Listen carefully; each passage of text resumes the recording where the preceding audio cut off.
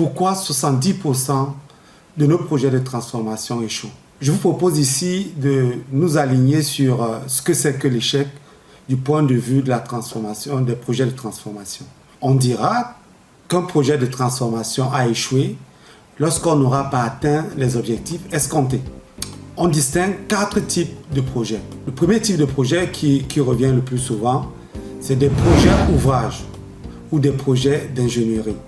Il s'agit ici des projets uniques, tels que la construction d'un stade, la construction d'un immeuble, la construction d'une pièce unique, la construction des presses, la construction des ponts. Comme deuxième type de projet, on a des projets produits. C'est des produits de série, la fabrication d'un ordinateur, d'un téléphone, d'un micro-ondes. On va fabriquer en série, on appellera tout cela projet produit. Le troisième type de projet, c'est des projets événementiels. Il s'agit là des projets intangibles, des projets qu'on ne touche pas, c'est beaucoup plus lié au service. Il s'agit donc des foires, de l'organisation d'une conférence, l'organisation d'une Coupe du Monde, d'une Coupe d'Europe de football. Le quatrième type de projet qui nous intéresse aujourd'hui est le projet de transformation. Un projet de transformation tel que la mise en place d'un ERP, la modification des méthodes de travail, la digitalisation. C'est un type de projet qui amène les hommes et les ressources, bien entendu les ressources, à modifier leurs pratiques.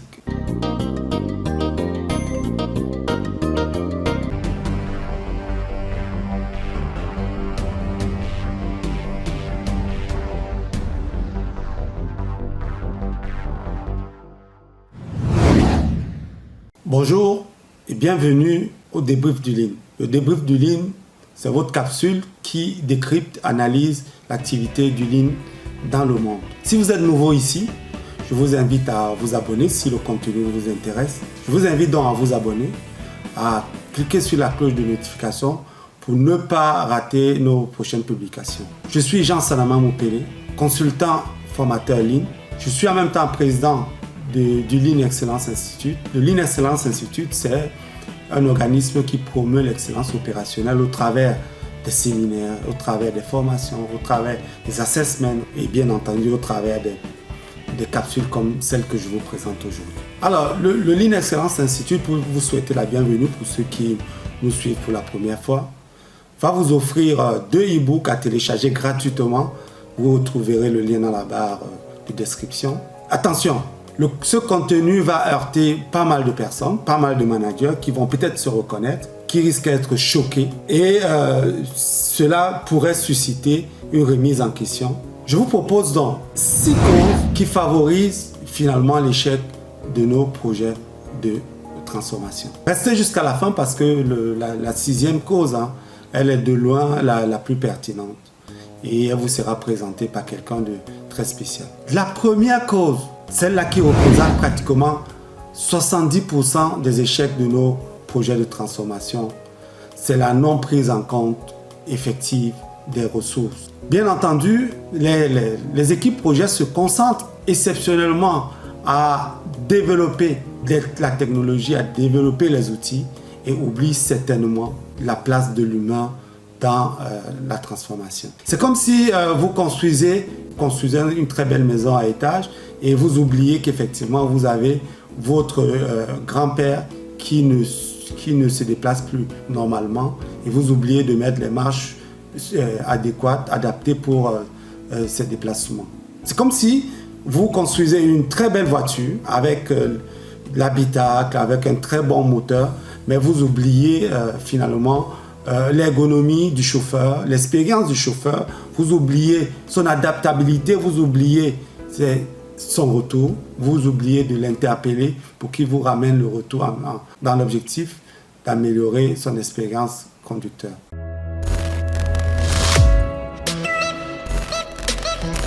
La deuxième cause, c'est le fait d'attendre des résultats immédiats. Et j'ai appelé cela la génération micro-ondes. Imaginez que les managers qui lancent des projets de transformation voudraient que le changement se passe d'un point A à un point B sans heurts. ce qui est une utopie. On ne saurait, à l'annonce du changement, imaginer que toutes les parties prenantes vont être embarquées et ne connaîtront pas une résistance quelconque. Il est à noter que les managers doivent savoir que lors de l'annonce d'un changement, à la suite d'un projet de transformation, vous allez accepter, il faut accepter, mesdames, messieurs, il faut accepter, chers managers, que le collaborateur parcourt toutes les étapes de la courbe de deuil. Cette courbe de deuil, je prendrai d'ailleurs l'occasion, je prendrai du temps lors d'une capsule exclusive pour vous présenter ce que c'est que la courbe du deuil. La transformation ne se fait pas du tic au tac. Pour un projet de transformation, il faut attendre en moyenne 1 à 10 ans pour commencer à récolter les fruits escomptés. Tout dépend du scope du projet, bien entendu, de la grandeur du projet. La troisième cause est le manque de consensus de la direction. Bien entendu, qu'est-ce qui cause ce manque de consensus de la direction? Il est à noter effectivement qu'il est question ici de questionner même la genèse de ces projets. Comment est-ce qu'on arrive à lancer ces projets? D'où viennent ces projets? Est-ce que ces projets viennent du terrain? Est-ce que ces projets viennent des clients? Ces projets de transformation, normalement, ne devraient pas être déconnectés du client. Et quand je parle de client, je parle du client final, mais je parle aussi du client interne. Alors, toujours selon l'enquête McKinsey, le manque de consensus de la direction représente environ 35% de poids de facteur dans les échecs de nos projets de transformation.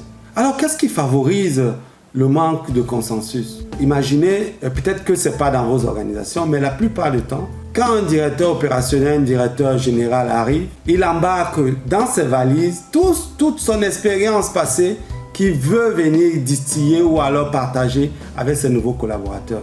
J'ai souvent entendu certains managers, certains hauts cadres dire « Mais Jean, il faudrait qu'on mette en place telle démarche, tel outil, comme on le faisait dans telle entreprise. » Et ils vous sortent des slides, ils vous sortent des outils pour les mettre en place. Ça ne marche pas, mesdames, messieurs. Pourquoi manque-t-il donc un consensus? On a dit qu'on va questionner la genèse de ces projets. Est-ce que ces projets sont légitimes? Est-ce que ces projets ont vraiment de la valeur? Est-ce que ces projets ont un apport considérable dans la vie de l'entreprise? Et ces questions doivent être posées. Et une analyse de risque doit être établie bien avant de susciter l'intérêt de la première ligne directrice. Bien entendu, le manager qui propose un projet devra se doter d'un réseau. Il est à noter ici que dans tout type de projet de transformation, on va retrouver environ 10% de proactifs, c'est-à-dire ceux qui adhèrent très rapidement au projet, 10% d'opposants, et on aura 80% de ceux qui sont nini et qui attendent finalement d'être convaincus pour faire leur choix. Et l'avantage ici, dans ce type de configuration, c'est le porteur de projet ou alors l'initiateur du projet ou le sponsor du projet devrait mettre tout en place pour créer un réseau et faire en sorte que le consensus soit créé d'abord au niveau de la première ligne directrice. Et selon McKinsey, 35% de projets échouent à cause de ce manque de consensus de la direction. Pour finir avec ce manque de consensus de la direction, il faut noter ici que ce qui favorise aussi cela, c'est qu'on ne s'attache pas à la vision de l'entreprise. Ou alors, il y a un manque de vision générale de l'entreprise. Et pourtant, c'est cette vision qui devait être la boussole de tous les projets concrets. Donc, on retiendra ici que le manque de vision dans des organisations vont favoriser effectivement ce manque de consensus. On n'a pas le fil conducteur, on n'a pas une vision, on n'a pas une boussole. Et ce manque de boussole va conduire effectivement à ce manque de consensus de la direction. La quatrième cause est le fait des objectifs pas bien clairs, des objectifs flous. Selon toujours l'enquête McKinsey, on a 23% des projets qui échouent à cause effectivement de l'absence des meilleurs objectifs, de l'absence des objectifs clairs. 90% des projets qui sont lancés, des projets de transformation qui sont lancés organisations ont d'abord des objectifs de réduction de coûts. Et ces réductions de coûts nous amènent dans ces organisations à biaiser toute la structuration d'un bon projet de transformation. On va chercher donc à aller grappiller les euros par-ci par-là en mettant à côté vraiment l'essentiel, l'humain qui crée de la valeur, on l'a dit bien. Les porteurs de projets, les sponsors ne sont pas très clairs dans l'élaboration des objectifs. Ils sont assez flous et parfois se cantonnent sur des objectifs vraiment cachés et se livrent à des courbettes, se livrent à des pirouettes indescriptibles. Il est rare de voir des objectifs de transformation qui ont trait effectivement à l'augmentation du chiffre d'affaires, à l'augmentation de l'expérience client, au développement des parts de marché ou au développement du bien-être au travail. Pour finir avec cette quatrième cause, il faut noter ici que le fait d'avoir des objectifs flous, le fait de ne pas s'accorder sur un certain nombre d'objectifs clairs et avoir des objectifs cachés, nous amène probablement à attaquer, à lancer des projets de transformation qui n'aboutissent pas.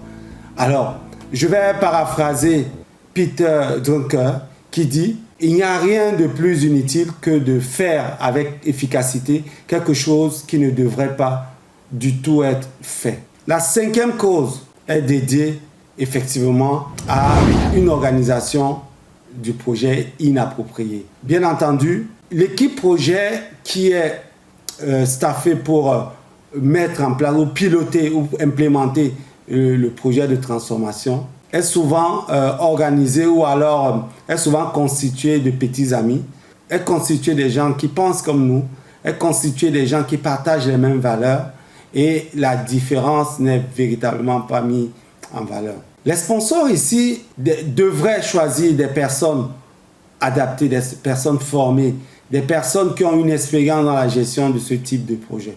Généralement, le cas des projets de transformation sont délaissés ou alors font l'objet d'un recrutement des ressources externes qui viendront implémenter des solutions, des nouvelles solutions. Alors, entrons ici dans la constitution, dans l'organisation même de l'équipe projet. L'équipe projet, généralement, est constituée de mêmes personnes. Les mêmes personnes, quand vous voyez, peut-être que ce n'est pas le cas dans vos organisations, mais la plupart des organisations que j'ai accompagnées, on voit les mêmes personnes qui se lancent, surtout dans les petites entreprises. On va retrouver les mêmes personnes qui prennent les devants. C'est les mêmes personnes qui prennent 2-3 projets en même temps. Et à la fin, ça devient une usine à gaz et impossible ici de mieux piloter ce projet-là. Le fait donc de choisir les petits copains pour organiser, pour piloter et coordonner ce type de projet nous amène vers l'échec. Et ce qui est préjudiciable pour nos projets de transformation, c'est aussi inéluctablement le manque d'une équipe de conduite du changement. Et oui, le fait de ne pas penser à donner mandat à 2-3 personnes dans une équipe projet pour conduire le changement va nous amener à perdre beaucoup de temps et beaucoup d'argent. Qu'est-ce que l'équipe de conduite du changement fera? Cette équipe s'attellera à organiser, à prévoir, à contrôler, à vérifier que la qualité du projet est tenue. Elle sera donc en charge d'élaborer un plan de conduite du changement qui tiendra compte de 3 piliers. Le pilier communication, le pilier formation et le pilier accompagnement. Bien entendu, c'est cette équipe-là qui se chargera d'organiser tout ça et de faire en sorte que les objectifs fixés au départ correspondent effectivement au rendu, au livrable. Ou alors, ils vont se rassurer que les livrables correspondent effectivement à l'attendu. Une équipe projet mal organisée, inappropriée, sera incapable donc de bien structurer l'accompagnement, bien structurer le projet, sera incapable de maintenir une dynamique forte et elle sera certainement incapable d'assurer la qualité et la maintenance du projet. Nous allons aborder dans le 6e et dernier point qui a été annoncé au départ comme le point le plus indispensable d'un projet. Il s'agit ici d'une communication mal maîtrisée. Et pour mieux en parler, nous allons écouter Fallon Ibombo, qui est entrepreneur, consultant en excellence opérationnelle. Fallon est une passionnée du Lean. Elle anime des podcasts sur le facteur humain dans la gestion des projets.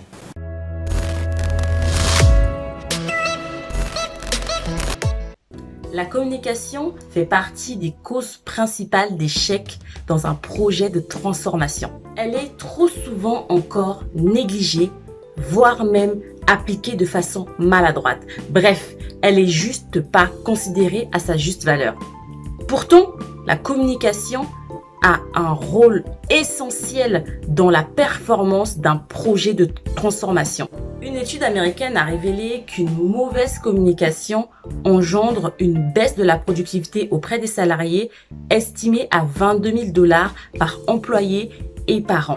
Au-delà de l'aspect financier, une défaillance dans la communication entraîne et génère une perte de temps considérable. Elle a été estimée à 884 heures par an. À cela s'ajoute l'incompréhension des parties prenantes due à l'absence de transparence lors des informations et aussi au bruit de couloir, et cela emmène à la frustration et à la génération du stress auprès des collaborateurs. Voyez, au vu de l'impact que la communication a sur l'échec d'un projet de transformation, il est primordial de prendre en compte les 3 types de communication. Il y a la communication top-down. C'est la communication descendante. Elle part de la direction vers les salariés.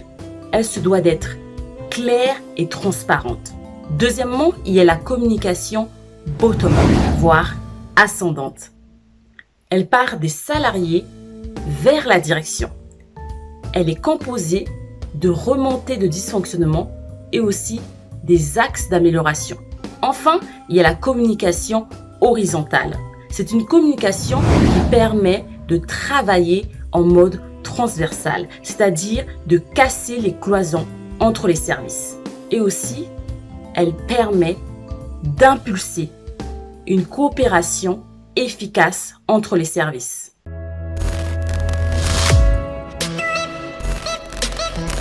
Merci Fallon pour ton éclairage. Nous arrivons à la fin de cette vidéo. Nous espérons que le contenu vous a plu. Si tel est le cas, n'oubliez pas de partager, de liker, de vous abonner si vous êtes nouveau sur cette chaîne. Et nous vous disons à la prochaine pour un nouveau numéro. Bye bye. Bonjour à tous. La pandémie a surpris toutes les organisations et certainement la vôtre. Elle a rebattu les cartes et remis en question certaines méthodes de travail. Comment réussir une transformation résiliente, efficace, pérenne et viser l'excellence? Pour vous aider à répondre à ces questions, nous sommes la Lean Excellence Institute et notre but est de promouvoir la pensée Lean en Europe, en Afrique et partout dans le monde. Et pour ce faire, nous vous proposons d'accompagner toute entreprise à sortir de ses eaux troubles en diffusant la pensée Lean via les bonnes pratiques, les diagnostics, le REX, les formations et le coaching.